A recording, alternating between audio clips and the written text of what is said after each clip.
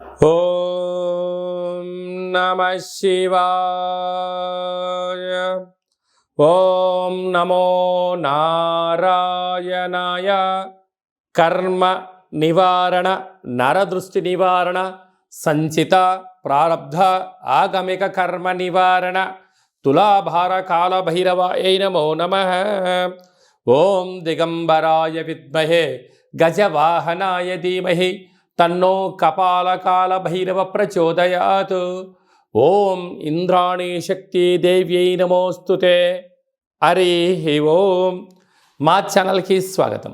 చూస్తున్న వీక్షకులకు, ప్రేక్షకులకు, ప్రియ కాళ భైరవ భగవద్బంధులకి స్వాగతం పలుకుతూ, మమ్మల్ని ఎంతగానో ఆదరిస్తూ ఉండబడినటువంటి ప్రియ సోదర సోదరీమణులకు అందరిపైనను, సనాతన ధర్మ సంరక్షకులకు, జ్యోతిష్య అభిమానులకు అందరికీ కూడా స్వాగతం పలుకుతూ, ఆదివారం అమావాస్య పుష్యమి నక్షత్ర సందర్భంగా అందరికీ నిండు నూరేళ్ల ఆయురారోగ్యాలను ప్రసాదించాలని శ్రీ కాళీ సమేత కాళభైరవ స్వామిని వేడుకుందాం.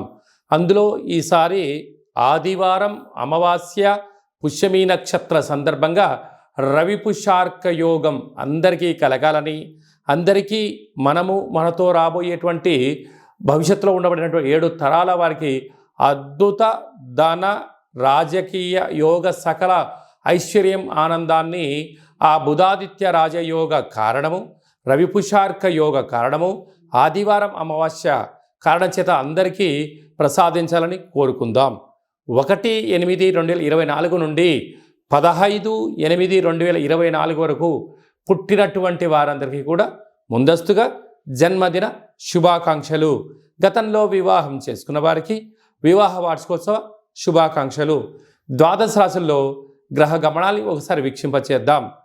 వృషభ రాశిలో కుజుడు మరియు దేవగురు బృహస్పతి సంచార స్థితి, కర్కాటక రాశిలో రవి సంచార స్థితి, సింహరాశిలో బుధ శుక్ర సంచార స్థితి, కన్యరాశిలో కేతు భగవానుడు సంచార స్థితి, కుంభరాశిలో శని భగవానుడు వక్రగమన సంచార స్థితి, మీనరాశిలో రాహు సంచార స్థితితో ద్వాదశ రాశుల్లో గ్రహ గమనాలు ఈ విధంగా ఉన్నాయి.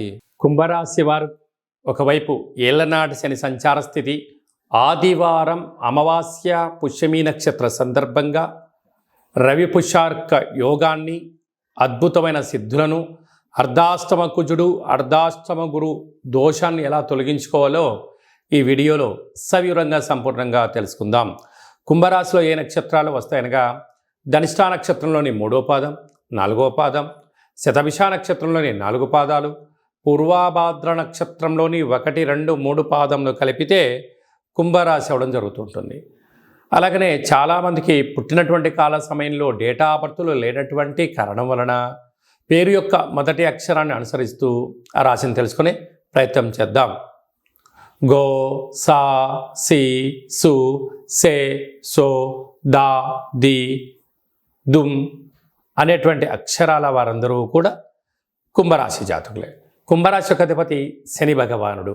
వీరికి రాశిలోనే శని భగవానుడు వక్రగమన ప్రయాణం అవ్వడం వలన, అర్ధాష్టమ కుజుడు అర్ధాష్టమ గురువు కావడం వలన, అష్టమ స్థానంలో కేతు సంచార స్థితి, గ్రహాలలో అత్యధికమైనటువంటి గ్రహాలు అనుకూలంగా లేని కారణం వలన ప్రతిరోజు సూర్య నమస్కారం చేయడం, తెల్ల జిల్లెడు వృక్షం దగ్గర దీపం పెట్టడం, తెల్ల జిల్లెడు వృక్షం చుట్టూ ప్రదక్షిణ చేయడం, సూర్యాసనాలు, సూర్య నమస్కారాలు యోగాన్ని, అదృష్టాన్ని కలిగిస్తాయని చెప్పి గమనించాలి. పక్షులకైనటువంటి కాకికి ఆహారాన్ని ఏర్పాటు చేయడం, పితృదేవతల యొక్క గతించిన వారి యొక్క ఆశీస్సులు చెప్పి గమనించాలి.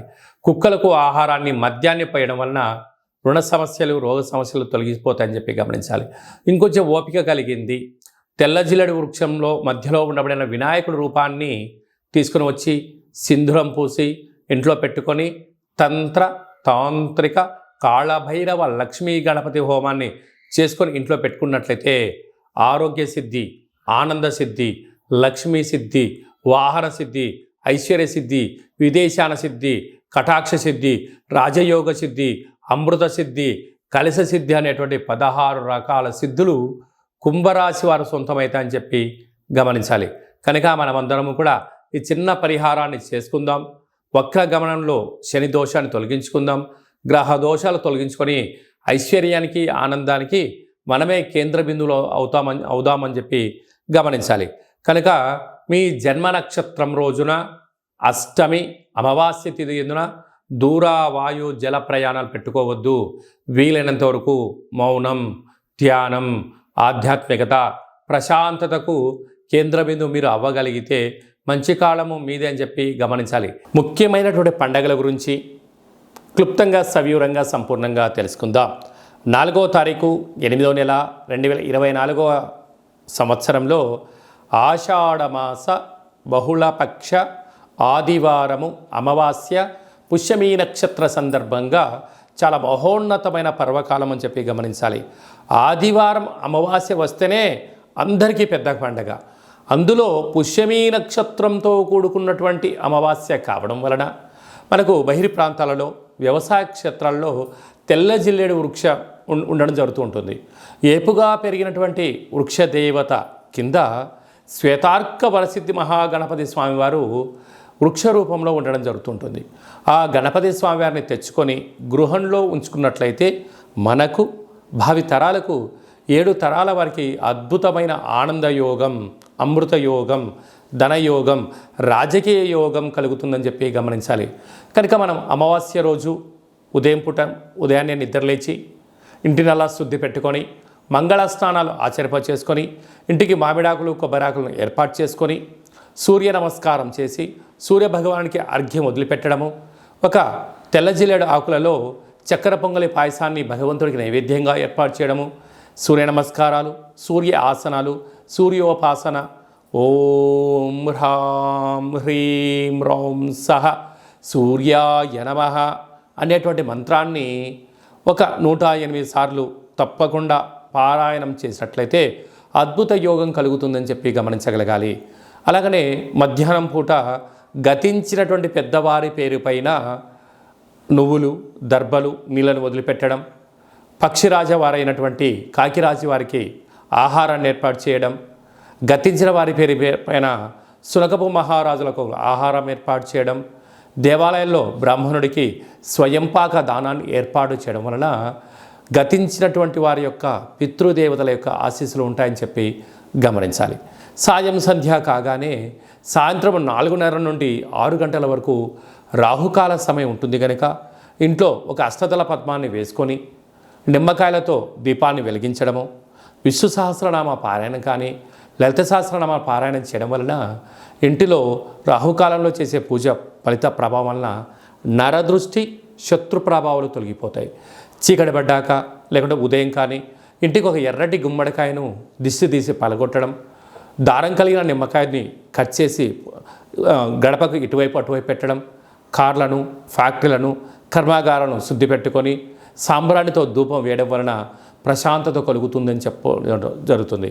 మిగతా రోజుల్లో 1000 జపం చేస్తే ఎంతటి ఫలితం వస్తుందో ఆ రోజు ఒక్క నామాన్ని స్మరించిన కాలభైరవ అన్న, కాళికామాత అన్న, వెంకటేశ్వర అన్న, ఓం నమశివాయ అన్న అద్భుతమైన ఫలితం కలుగుతుంది అని చెప్పి గమనించాలి.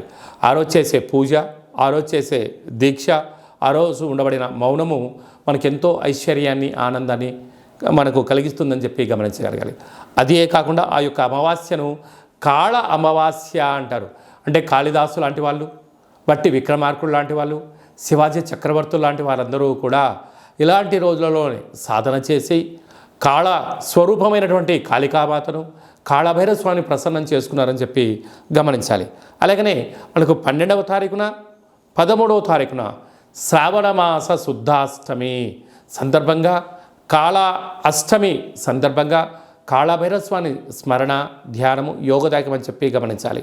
మన యొక్క దేవాలయంలో 4 శనివారాలు, 4 మంగళవారాలు, శుద్ధాష్టమి, పూర్ణిమ, బహుళాష్టమి, అమావాస్య సందర్భంగా నిత్యము కాళభైరవ హోమం జరుగుతూ ఉంటుంది.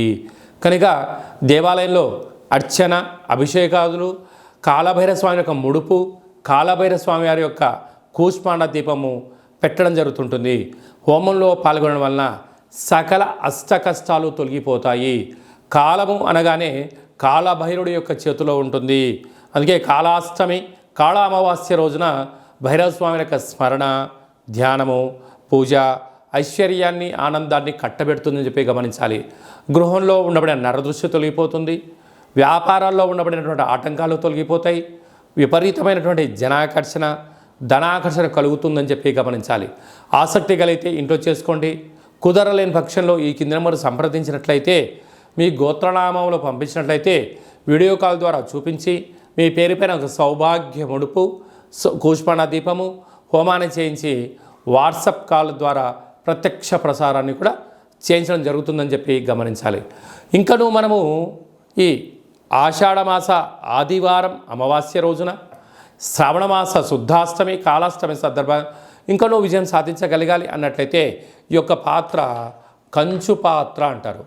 ఈ యొక్క అంటే కంచు మోగినట్టు కనకమ్ము మోగదు గదరాసుమతి అని చెప్పి మనకు సుమతి శతకంలో చెప్పడం జరుగుతుంటుంది. రాసులు 12 ఎలా ఉంటాయో 12ని అచ్చు వేయడం జరుగుతుంటుంది. పూజ చేసిన తదనంతరము ఈ యొక్క పాత్రను ఇలా ఎడమ చేతో పట్టుకొని కుడి చేతో ఈ కరసాహం తీసుకొని ఇలా చిన్నగా శబ్దం చేసినట్లయితే ఓంకార శబ్దం రావడం జరుగుతుంటుంది.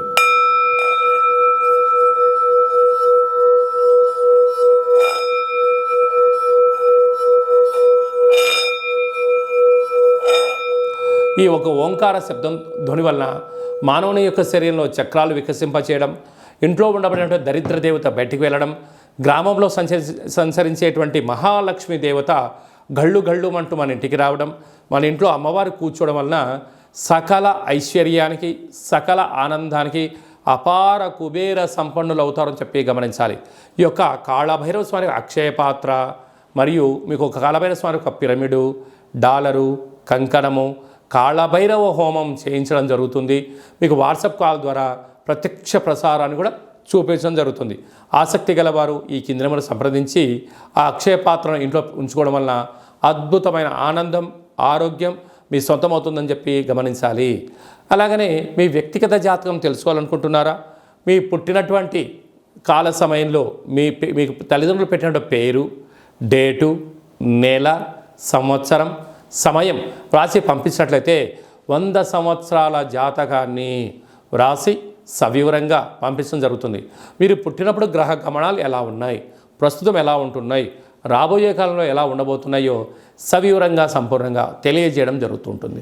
అలాగనే చాలామందికి పుట్టినటువంటి కాల సమయంలో డేటా బర్త్లు లేనటువంటి వారందరికీ మీ పేరు యొక్క మొదటి అక్షరాన్ని అనుసరిస్తూ రాసి తెలియచేస్తూ ప్రస్తుత కాలమాన ప్రకారంగా గ్రహ గమనాలు ఎలా ఉన్నాయి, భవిష్యత్తులో ఎలా ఉండబోతున్నాయో అనేటువంటి విషయాన్ని తెలియచేస్తూ రమణ శాస్త్రం ద్వారా అనగా గవ్వల ద్వారా భూత భవిష్యత్ వర్తమానాన్ని తెలియజేయడం జరుగుతుంది గవ్వల ద్వారా. కనుక డేటా బర్త్లు లేనటువంటి వారికి గవ్వల ద్వారా జ్యోతిష్యాన్ని చెప్పడం జరుగుతుంది. కనుక మన వ్యక్తిగత జాతకాన్ని తెలుసుకుందాం, గ్రహాలలో ఉండబడిన దోషాలను తెలుసుకుందాం, తినేటువంటి ఆహారాల్లో వేసుకునే వస్త్రాల్లో చేసే పనుల్లో స్వల్పమైన మార్పులు చేసుకుందాం. అద్భుతమైన ఆనందకరమైన ఆరోగ్యకరమైన కుబేర సంపన్నమైన జీవితానికి స్వాగతం పలుకుతాం. కనుక ఆసక్తి గలవారు ఈ కింద సంప్రదించి అపాయింట్మెంట్ తీసుకొని సంప్రదించగలరు. అలాగనే మీ అబ్బాయి కానీ అమ్మాయికి కానీ ఎంత ప్రయత్నం చేసినా వివాహం అవ్వడం లేదా? ఎందుకు వివాహం అవ్వడం లేదు? జాతకంలో ఎలాంటి దోషాలు ఉన్నాయి, వివాహం ఎప్పుడవుతుంది, ఎలాంటి అబ్బాయితో అమ్మాయితో కలపడం వలన వీరి యొక్క గణగుణాలు బాగుంటాయో తెలుసుకోవడం జరుగుతుంటుంది. కనుక జాతకాన్ని తెలుసుకుందాం, మంచి వివాహ సంబంధం తెచ్చుకుందాం, భావితరాల్లో మంచి ఆనందకరం జీవితం పొందుదాం. కనుక వచ్చేటువంటి జాతకాన్ని వధువరుల యొక్క పాదాలు, గుణాలు, సంతాన యోగము, అలాగనే విదేశీయాన యోగము, ఎలాంటి యోగాలు ఉన్నాయో కూడా తెలుసుకుందాం. అలాగే మీ అబ్బాయి కానీ అమ్మాయికి కానీ చిన్నపిల్లలు పుట్టినట్లయితే ఏ మాసంలో పుట్టితే ఎలాంటి పేర్లు పెట్టుకోవాలి, నక్షత్రంలో ఉన్న విశిష్టత ఎంతో కూడా తెలియజేయడం జరుగుతుంటుంది. ఈ యొక్క మాసంలో పుట్టినట్టు రోజు వారందరికీ కూడా అలాగే వివాహ వార్షికోత్సవం చేసుకుంటున్న వారందరికీ కూడా మన యొక్క దేవాలయంలో ప్రత్యేకంగా కాళభైరవ హోమం చేయించడం జరుగుతుంటుంది. అలాగనే ప్రసాదం కూడా పంపించడం జరుగుతుంది. మనమందరము కూడా కలియుగ కాలంలో కాళభైరవ స్వామికి స్మరణ చేద్దాం, కష్టాలకు స్వస్తి పలుకుదాం, ఐశ్వర్యానికి స్వాగతం పలుకుతాం. అందరికీ ఆదివారం అమావాస్య పుష్యమీ నక్షత్ర సందర్భంగా ఆశీస్సులు కోరుకుంటూ ఆశీర్వచనం. ఓం కాళకాలాయ విద్మహే కాళాతీతాయ ధీమహి తన్నో కాళభైరవ ప్రచోదయాతు. శతమానం భవతి శతాయు పురుష సతేంద్రియ ఆయుష్యేవేంద్రియే ప్రతిష్టతి ధనం ధాన్యం బహుపుత్రలాభం శత సంవత్సరం దీర్ఘమాయు సర్వే జనా సుఖినో భవంతు లోకా సమస్తా సుఖినో భవంతు సర్వం కాళభైరవ దేవతార్పణమస్తు. ఈ వీడియో మీకు నచ్చినట్టయితే లైక్ చేయండి, షేర్ చేయండి, మా ఛానల్ని సబ్స్క్రైబ్ చేసుకోండి. అందరికన్నా ముందుగా మీ యొక్క వ్యక్తిగత జాతకం తెలుసుకోవాలనుకుంటున్నారా? అందరికన్నా అదృష్టాన్ని ఐశ్వర్యాన్ని తెచ్చేటువంటి విషయాలు తెలుసుకోవాలనుకుంటున్నారా అన్నట్లయితే గంట సింబల్ ప్రెస్ చేయండి, ఆల్ అనే బటన్ తెలియచేసి మీ క్షేమాన్ని ఎవరైతే కోరుకుంటున్నారో ఈ ఆధ్యాత్మికమైన సమాచారాన్ని చేరవేసి భగవంతుడి యొక్క ఆశీస్సులు పొందగలరు.